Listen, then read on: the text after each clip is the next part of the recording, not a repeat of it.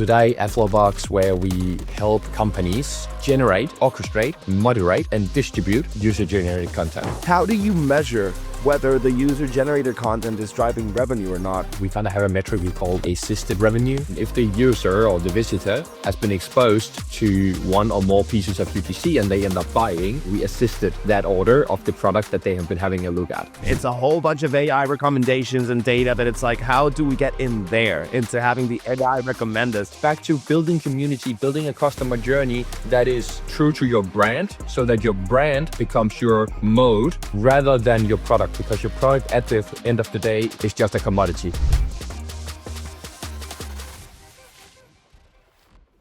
Hey everybody, thank you. Welcome to the show. My name is Andres Figueira, and I'm going to be your host for the day. This show is brought to you by the Global Talent Company, helping fast-growing teams hire exceptional remote talent from Argentina, South Africa, and beyond. We connect companies with world-class professionals who bring skill, reliability, and a global perspective to every role. And just for our listeners today, we're offering an exclusive 10% discount on your first hire. All you need to do is visit globaltalent.co, click Start Hiring, and mention the podcast listener discount when we reach out. And today with me here, I am speaking with Mads Wedderkopp, Chief Revenue Officer at Flowbox, an award-winning SaaS company offering the most advanced user-generated content platform. And with that said, Mads, it's a pleasure to have you on the show, man. How are you doing? Fine, thank you, and pleasure to be here. Thanks for the invite. No problem at all. We're so happy that you were able to make it and that we got this episode to happen. And Mads, just so that we can get the audience a bit more in context, would you be able to tell us a bit more about your background, how you came to be Chief Revenue Officer at Flowbox, and maybe what Flowbox is in your own words? Absolutely. So I've been in software as a service for more than a decade now. Founded my first company when I was a teenager. That was a web shop. And I was, the way I made that successful before it was sold, was today is called influencer marketing and user-generated content. It was not coined that at all back then, but that was essentially what I was doing. Then later founded my first SaaS company, dropped out of high school to found that, drove that to 7.5 million annual recurring revenue, euros, left that. And later on, joined a company called Dream Influence, which was acquired by Flowbox, first as a chairman, then later as CEO. And we were a Dream Influence acquired roughly half a year ago by Flowbox. And I then changed from being CEO of Dream Influence to CRO, or Chief Revenue Officer, of Flowbox.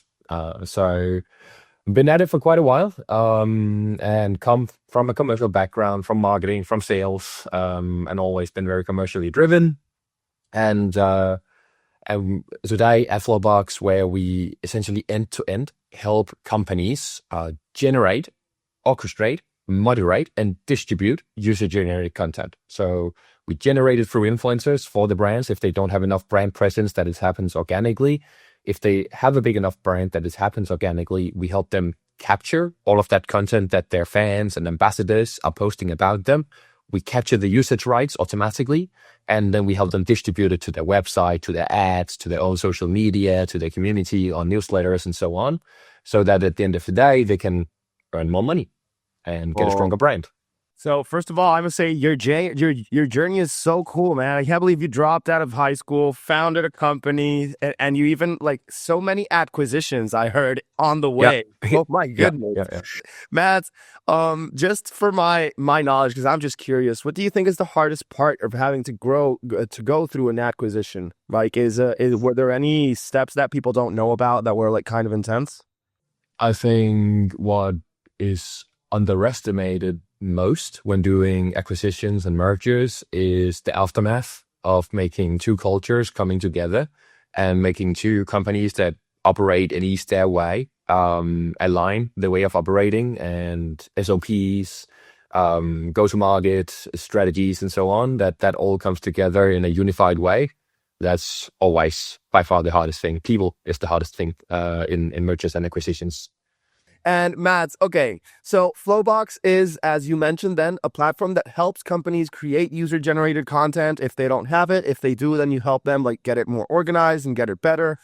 And how do you measure whether the user-generated content is driving revenue or not. Are you able to provide that statistic to the companies you work with? Yeah, so attribution is always a feisty topic, right? So of course we would like to claim that that we generate tons of revenue solely due to the UGC, but I don't think that's wise. So what we do is we kind of have a metric we call a assisted revenue. So let's say it's on a web shop. In that case, they might embed UGC on their PDP or on their community page, on their homepage or whatever. And if the user or the visitor has been exposed to one or more pieces of UGC and they end up buying, we say, okay, we assisted that order of the product that they have been having a look at.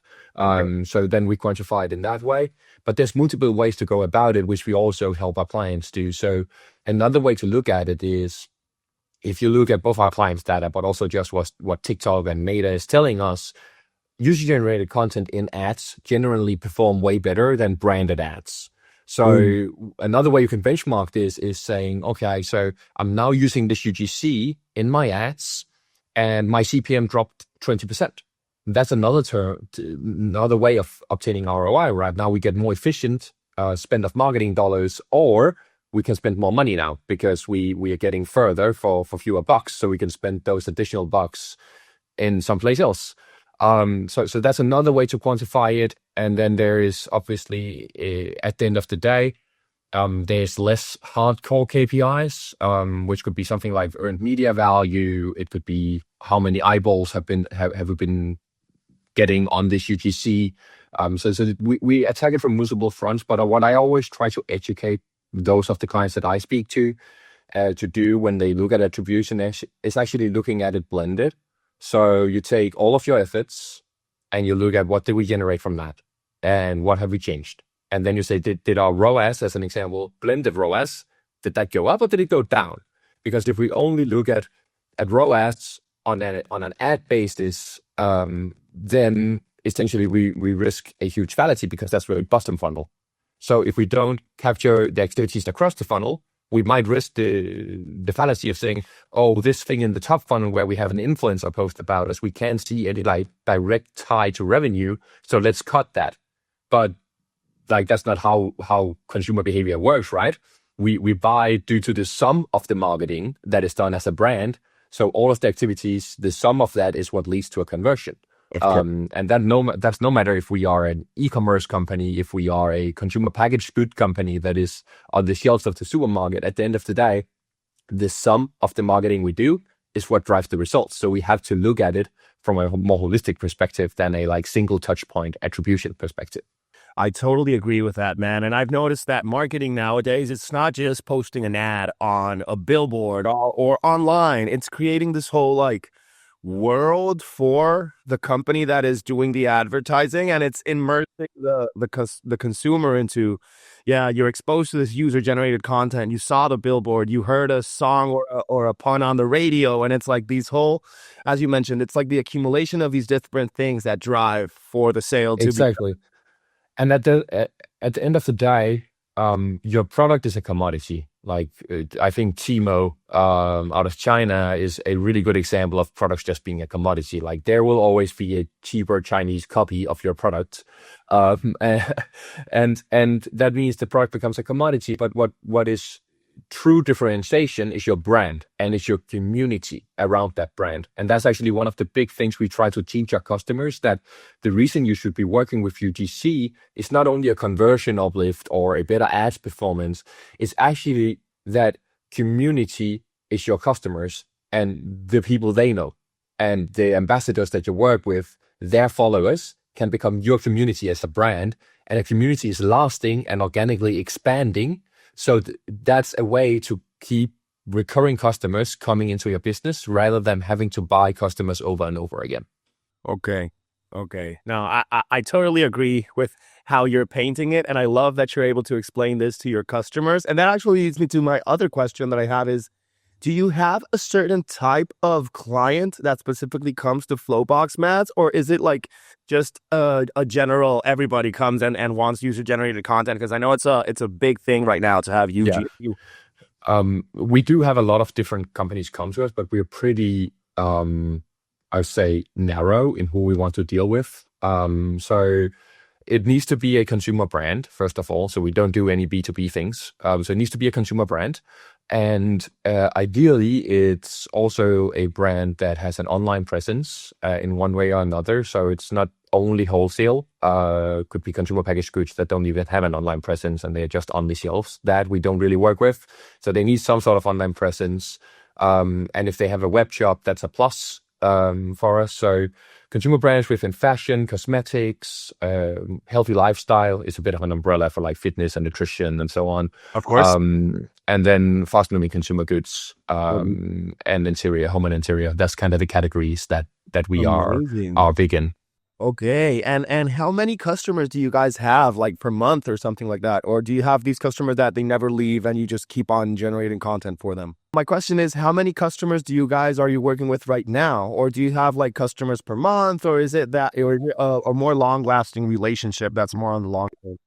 We are a software as a service business, so we are in it for the long haul with our customers. So they buy a subscription for the system. And right now we work with more than 1,000 brands across the entire world, with around 800 of those being within Europe and the other 200 being distributed across Asia, the Americas, and Australia. 1,000 brands is a lot, man. Yeah, it is quite a lot. And now then let's turn the perspective another way and be more insightful with Flowbox. And how many people do you have working at the company? Like, how many people do you have helping you out with this whole endeavor? Just around 50, a little more than 50. Only 50 people for more than 1,000 companies that are being helped out. That is crazy, man. That's the beauty of software, right? Our software does the work. We just there to help implement it and make sure that more customers gets into the business.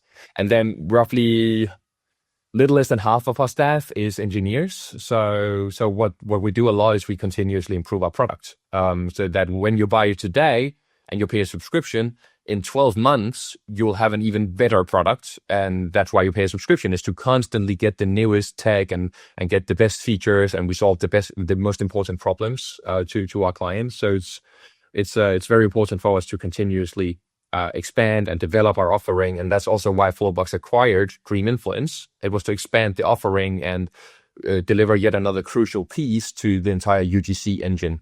Okay. Wow. Okay. So the acquisition wasn't just for whatever reason. It actually had a whole nature to it, obviously. And Mads, another question I have is, since you're a software as a service, are you a remote first company, or do you have offices somewhere where everybody's getting together to work? Yeah, so I'm in our Amsterdam office right now.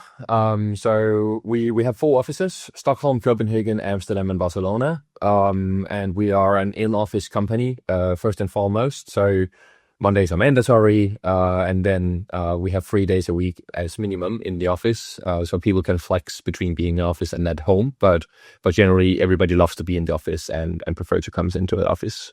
Of course. Now, well, I've been working remotely for about 5 years now, but I do remember the office days, and they were nice. Like it was a different type of camaraderie that you had with your colleague, since it really helps out with just even solving a problem over a coffee chat is a lot easier than just having to go wait for them to get online and actually be able to talk to them through Slack or whatever. Exactly. And Matt, are you guys leveraging AI in any curious way or any peculiar fashion that we might not know about? Yeah. So I think for marketing specifically, not so much, but operationally, we use it a lot. So one example is that we have like an AI sales coach. So we transcribe through AI, we transcribe all of our meetings and record them. That is then fed into a AI model that reads the transcripts, and then it scores the call for our account executive. So they will get a score on 6 different dimensions, and they will get feedback on exactly what do you need to improve for your next meeting, next steps with this specific client, and it will draft kind of the follow-up email for after the meeting so that they save a bunch of time. That's one example. Another example that is really great for customer experience is that when sales then closes a new brand for Flowbox, instead of customer success and sales having to spend maybe 1 or 2 hours sitting together, talking about the client, doing a handover, That's also done by AI. So AI will read all of the transcripts from all of the meetings that sales have been having, and they will hand over the pieces of information that customer success needs in order to onboard the customer in a efficient and good way. So that's another example of how we use AI internally in the company. And then, of course, in engineering, they use it a bunch to write code. Another question I have is then how is the process for a new client to be able to then get started with Flowbox? Like, how would they be able to reach out to you guys and make sure that it's a proper fit? Because I know you have these types of requirements that allow you to work the best possible way with whomever comes into the company.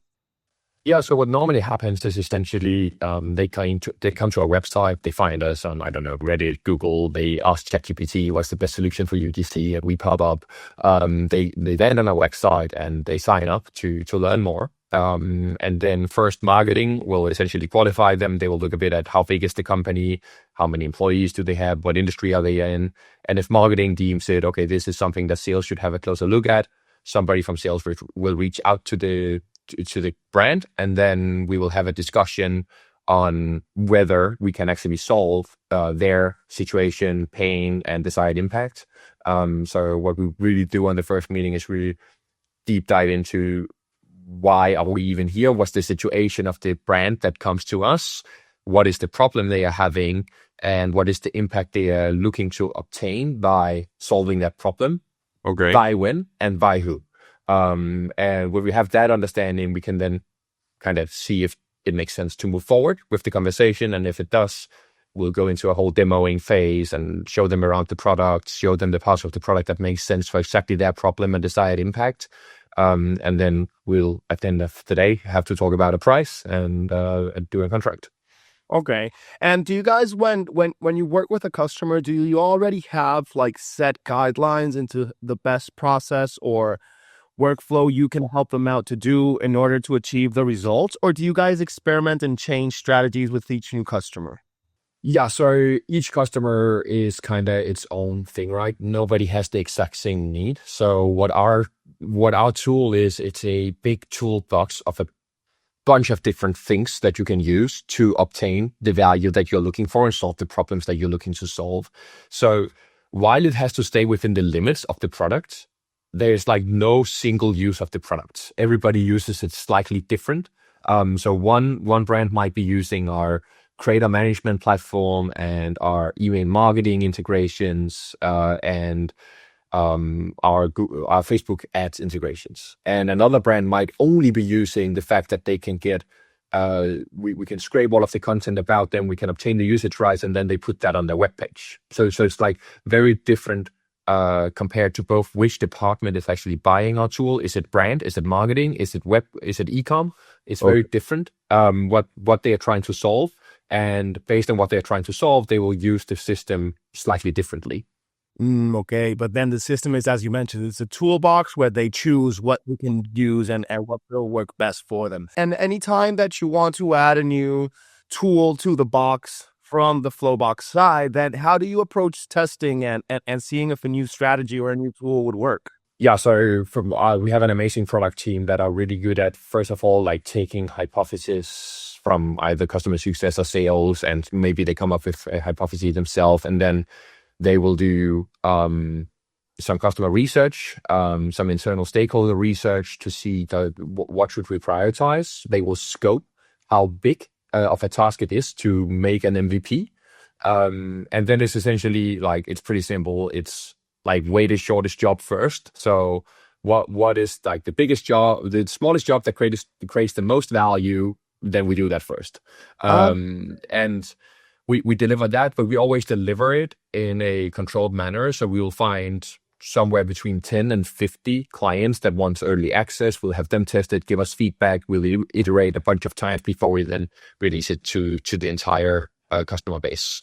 So it's a continuous process, and we release new things every 14 days.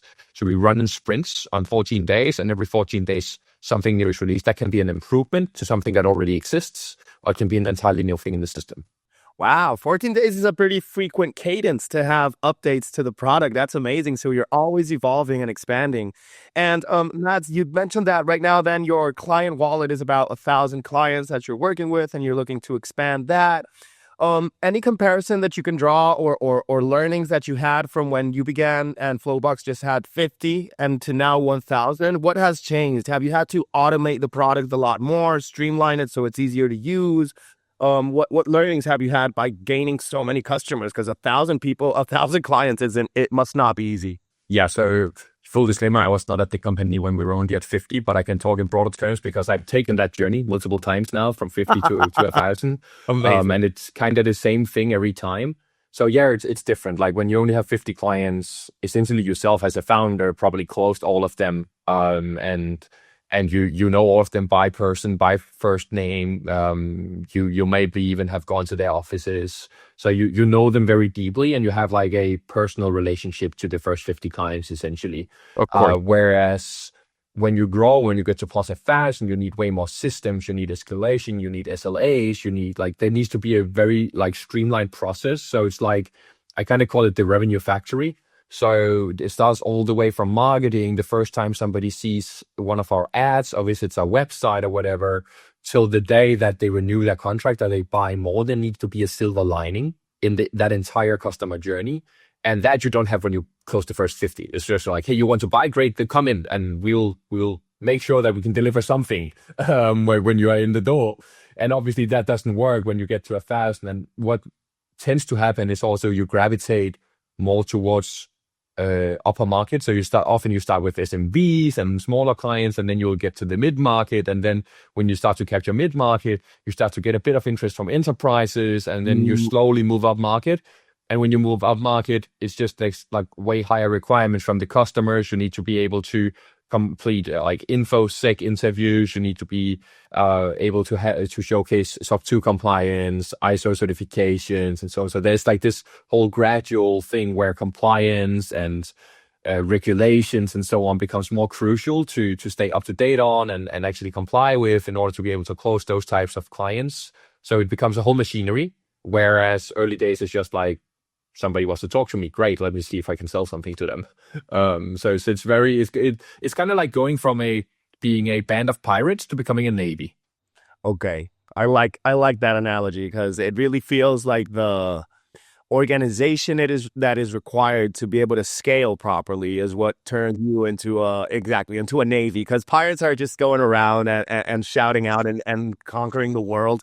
But totally understand what you mean. And yeah, it must be a fact. It must be a thing that the first 50 clients are a lot more personal because your company's just starting and you're going by word of mouth, more organic marketing. And that is also another question I have. How do you guys market yourselves? Like, do you have any channels that are working best? Any strategies? Like, do you use user-generated content to market Flowbox? Or do you have another way of doing that? Yeah, so we use our own product to showcase like our clients and how happy they are with it. But again, it's a bit of an off usage because we are B2B, and like it's very rare that somebody in a marketing department gets so excited that they start posting publicly about this great new tool they bought. It happens, but it's rare, right? So we have to be more proactive in reaching out to our most successful clients, inviting them to our office, doing like a video interview so that we can showcase that on the website. But our most successful channels is actually something as boring as search engine optimization. We're really big on SEO, and it works really well and drives a lot of our inbound. And I know it's like in 2026, for many people, that's super unsexy. It's super old fashioned. And every year somebody's tooting the horn of SEO is dead. It's not, it's growing for us. Wow. So, and what's really interesting is that we can actually see a lot of our SEO efforts translate directly into being showcased in LLMs. So if you are really good SEO, a lot of the time you will be picked up by the LLMs too. So we do see a big influx of leads coming from recommendations from Claude and ChatGPT and Perplexity and Gemini. And most likely they find us mostly due to the fact that we have good ranking in search engines. But this translates to our clients too. So when Instagram made Instagram crawlable, all of a sudden having really great UGC and influencer marketing was important for SEO, because the more people that talks about you on Instagram, the higher you'll rank, because you get a lot of links, you get a lot of attention. Google validates that. And it's the same thing with the LLMs. If they also crawl Instagram. So if you have a lot of people talking about you on Instagram as a brand, you will be featured more, both in search results, but also by LLMs. It's the same on TikTok. The more people that talk about you there, the more you will be discovered. And we are very present on social too, both our own Instagram and our TikTok, or on TikTok with our creators. We are very present as a brand, because for the new generation, which are hitting the work market or the labor market now, by 2030, the biggest cohort of workers will be Gen Z. So the way Gen Z they search is not the way millennials or Generation X searched. That was Google, and we would Google our problems. But the way Gen Z approaches this, and they will bring that into their professional life too, is that they do social search. So they will go onto Instagram and look for inspiration, and they will go onto YouTube, and they will go onto TikTok.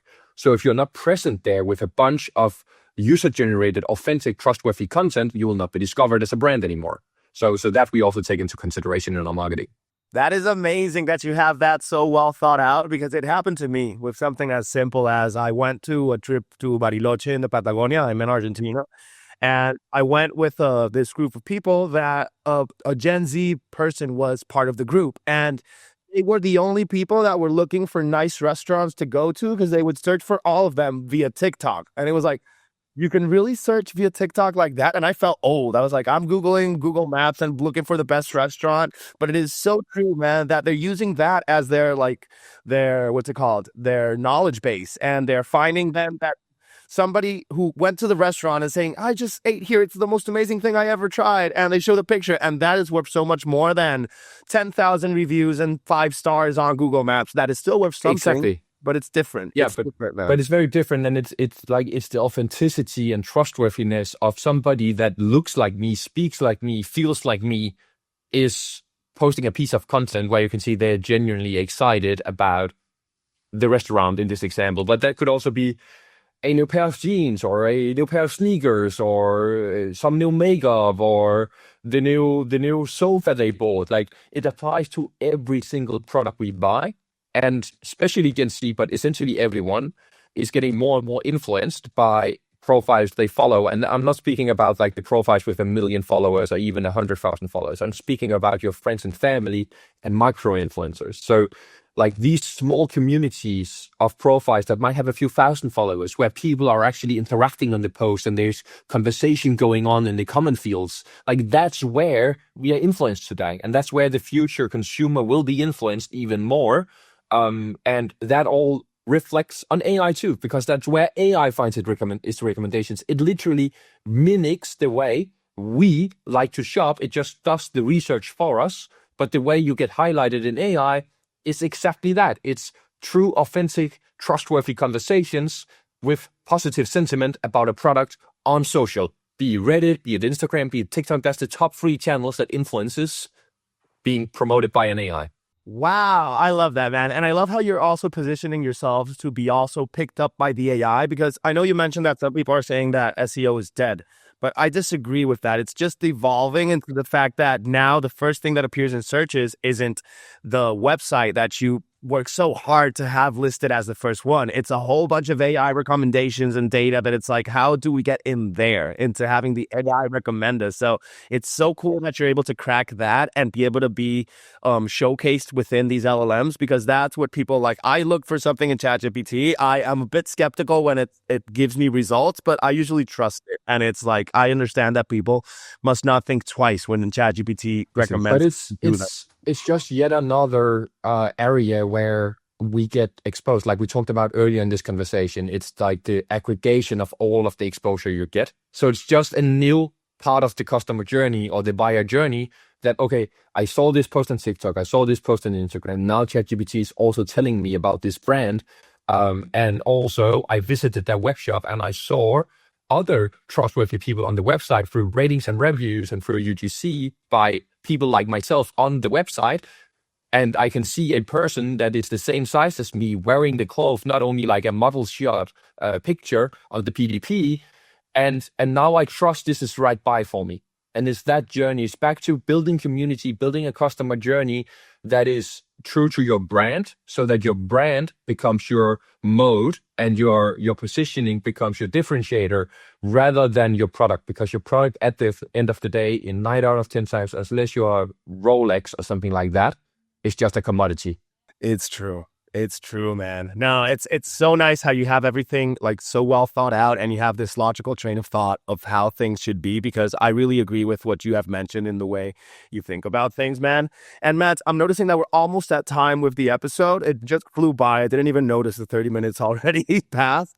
But I did, before I close it out, I did want to give you the chance. I know that you mentioned how the beginning of the customer journey is, but just to reiterate and let anybody in the audience who is interested that listening to us, what would be the website they need to go to see if it's a proper fit, if they can use Flowbox or anything like that? Getflowbox.com. Okay, amazing. Well, you just heard it here first. Hit up the link that Matt's just mentioned if you're interested in seeing what different tools you can pick up from Flowbox and see if it's a proper fit. Get in touch with their marketing team.